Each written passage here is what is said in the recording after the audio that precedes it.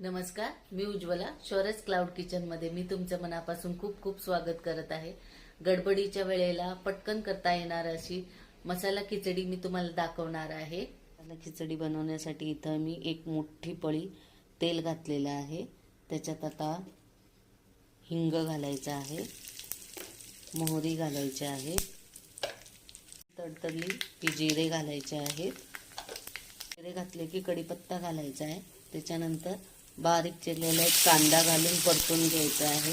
कांदा थोडा परतल्यानंतर त्याच्यात थोडंसं आलं लसूण पेस्ट घालायची आहे आणि एक छोटा टोमॅटो बारीक चिरून घालायचा आहे. आता याच्यात हे मसाले घालायचे आहेत: हळद, मीठ, गरम मसाला, काश्मीरी लाल मिरची पावडर आणि परतून घ्यायचं. त्याच्यात हे बघा, हे तूर डाळ आणि तांदूळ मी एकत्र शिजवून घेतलेले आहेत ते घालायचे आहेत आणि मिक्स करून घ्यायचं आहे. त्याच्यात गरम पाणी ओतून घ्यायचं आहे.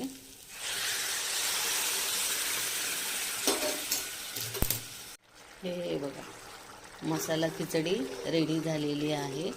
हे बघा, साधी सिंपल अशी पटकन होणारी. आता सगळ्यात शेवटी बारीक चिरलेली कोथिंबीर घालायची आहे, म्हणजे ही मसाला खिचडी रेडी झालेली आहे.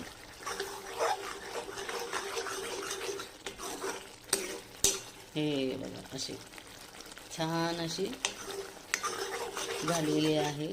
हे बघा,